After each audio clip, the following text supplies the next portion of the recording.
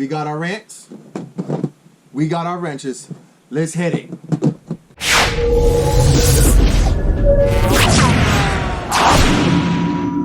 All right, everybody. Welcome back to another episode of Ranting with Wrenches. I am Ricky. This is Joe. All right, so what we're going to do today for our two questions, first and foremost, is going to be something that a lot of people think about on a regular basis, even after they have cars. They just got a car, and then they're on the internet looking at another car. Or, you know, they talk about if they win the lotto. If you had the money, what, not one, but two cars would you buy right now if you could afford it? No ifs, ands, or buts, no restrictions. Hit it. So the one car I would buy is Subaru WRX STI. Really? RA version. I'm sorry. I love Subaru. Like some. All right. So what's the RA version? So the RA version is a version that they came out with.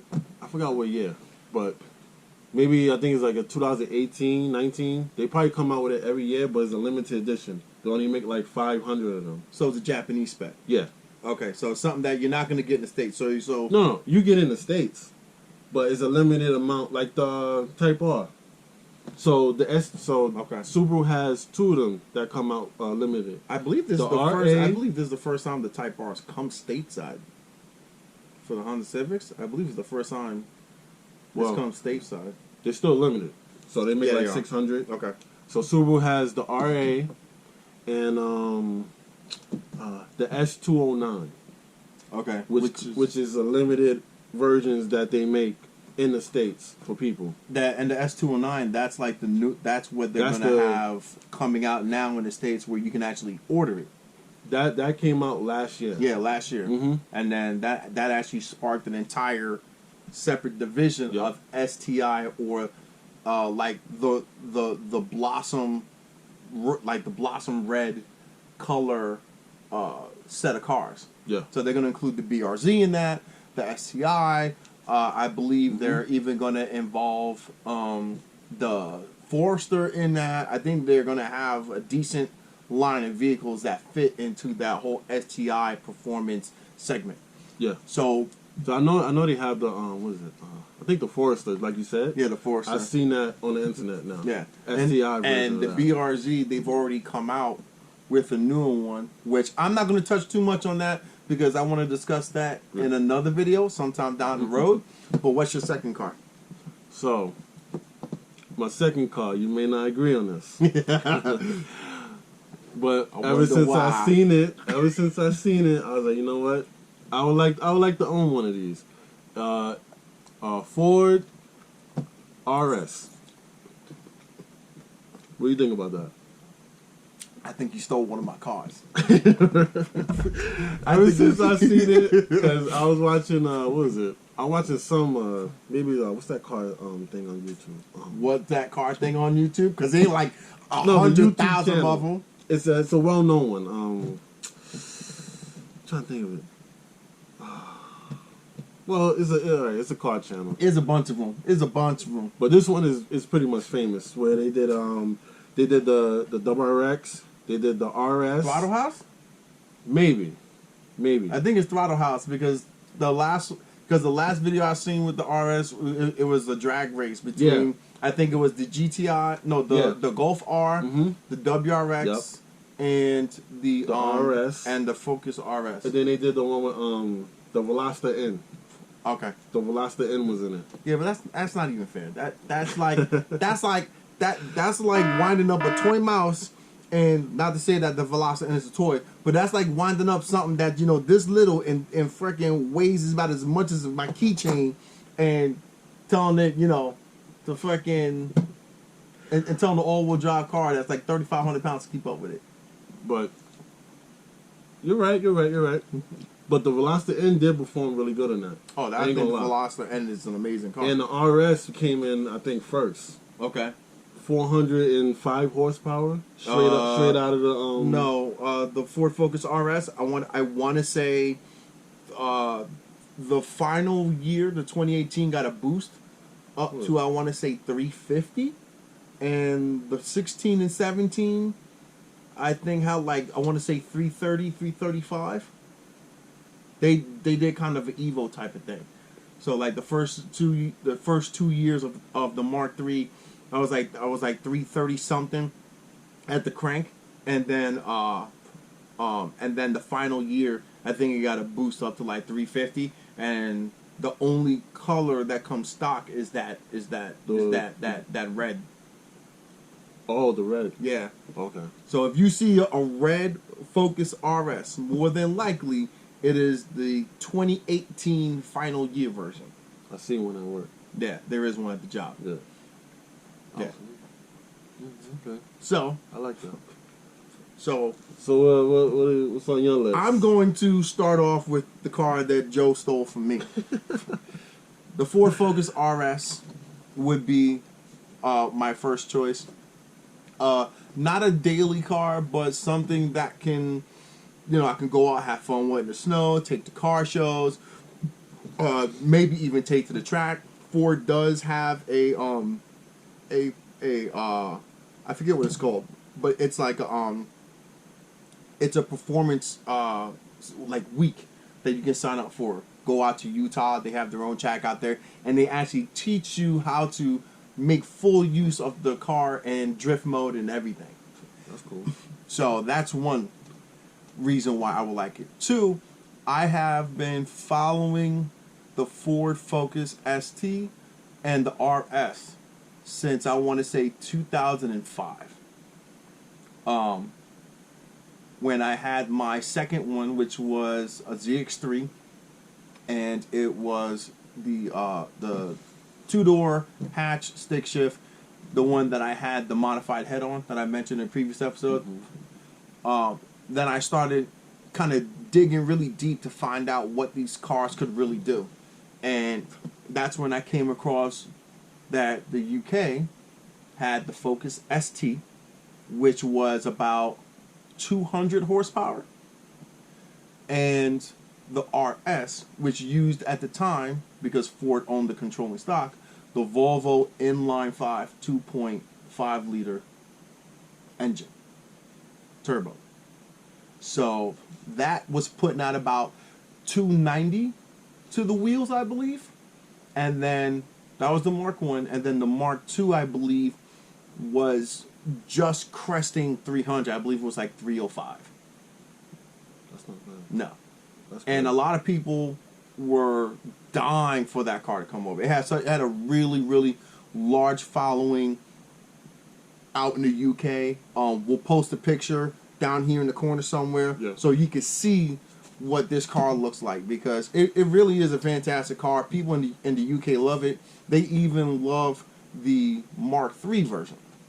But before I go off on a complete unstoppable rant, but the drift mode and the fact that it was built around Ken Block and his driving style is why I really love it. It's a niche car, also considered like a Subaru fighter, but I think it's something completely completely different.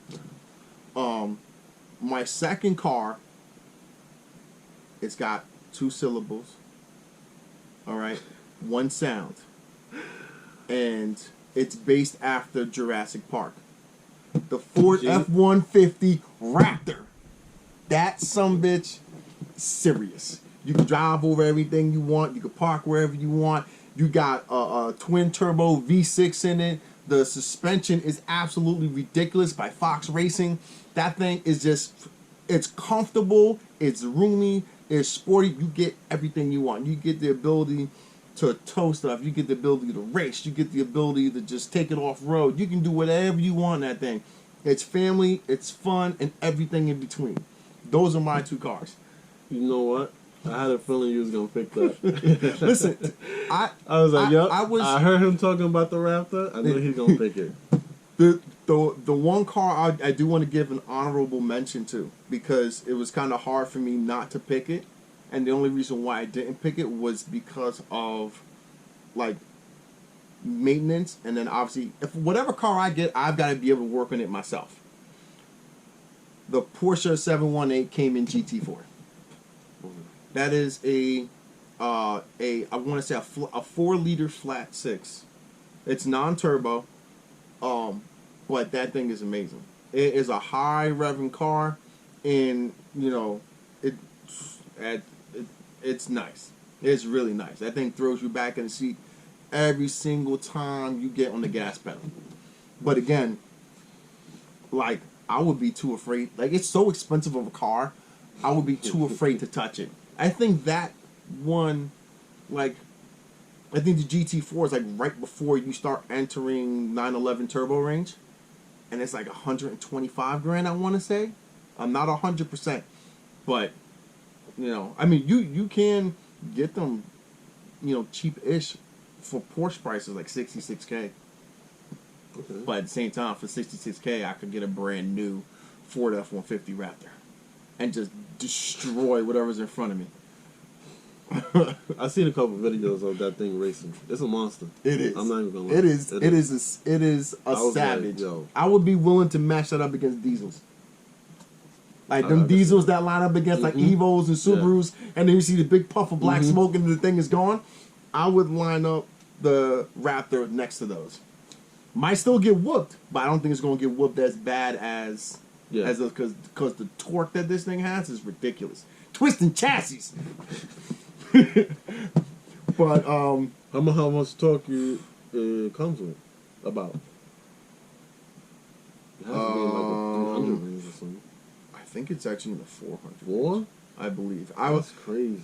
I haven't looked at it in a while because it started hurting my soul looking at it, knowing that I can't get it. So, I will mention the specs on another episode. If anybody's interested, let me know by leaving a comment. Obviously down in the comment section. I always want to say description. Leave a comment if you want to know what the specs of that thing are, or just look it up yourself and you tell me. All right. So, woosah. So, our second question is going to be, I already know what the answer is going to be. What is your ideal daily driver and why? You can't just say, oh, you know, because I love it, or, you know, that you need like a legit reasoning behind the drive. All right. I'll tell you. Like you said, you already know what I'm going to say. I always stick to it. At one point, I was gonna pick a pickup truck because, like you said, like the Raptor. Well, nothing too powerful, but you could utilize it at any condition. You know, taking stuff, picking up stuff at the store. Yeah, man. Furniture. Yep. It's all used. You know, you can use it every day for multiple purposes. You can pick up your redneck buddies and drink in the back. But my answer is always going to be Subaru WRX, 2013 model, the same one I have. I love it. The reason why I picked that is I don't really care for, I don't really care for furniture and all that. I use it for groceries. It's an all year round car. Rain, summer. You just say I don't care for furniture, so if I go upstairs, you just got beanbags everywhere, like Big Joe Boxer type of beanbag chairs and shit that last 2 weeks. Well, most people picked up the large SUVs because they want to utilize it for like whatever businesses, or because they got kids and a massive dog. Yeah, I don't have no dog, but I like the Subaru. It's an all year round car. I don't have to worry about nothing. Gas is not expensive for it, even though it uses premium. Modifying it, I love it. The drivetrain, one of the best in all the platforms out there. So that's another thing I don't have to worry about. You can't let that go, can you? No, I can't. It's one of the best all-wheel drive platforms. One of the funnest. Not the best. I still don't think it's the best. All right. You know what? We're gonna have to make a video showing some clips of Listen, it's gonna be some destroying anything in its way when it comes to driving. Let's say mud, snow. I'm not hills, saying did I say it's not good. I just said I'm it's just not saying the we're best. gonna have to show clips of showing it destroying All right. Every German car out there, every American car out there, pickups, What about other semi-trucks. Japanese cars? Every Japanese car out there, don't matter. Someone's getting a little excited. Yeah, all right. All right. But, So yeah, I love it. Okay. So we know Joe is Subi through and through, with the exception of the Ford Focus RS. Yeah. So my daily, which again, it's another one that I struggled with, because I did think about the Subaru. I even thought about going Audi, but I didn't. All right, I'm surprised now. I need something that I can throw stuff in the back, because I got kids. They're in sports, so I need space for equipment and stuff like that. But also at the same time, I want something I can zip around the corners in, something that I can handle. I would like all-wheel drive for those expected, extremely rainy days, or you hit some gravel on the side, or we live up in the mountains, freak snow days, chilly black ice type of stuff. But I am staying German. I wonder what you picked. So my ideal daily driver would be the Volkswagen Golf R. Okay. It's a car that's got a good lineage, going all the way back to the R32. It's got plenty of parts, right? If I want to add more power to it, I can go and find a tuner or a tune very easily. It's another good all-wheel drive platform. Yes.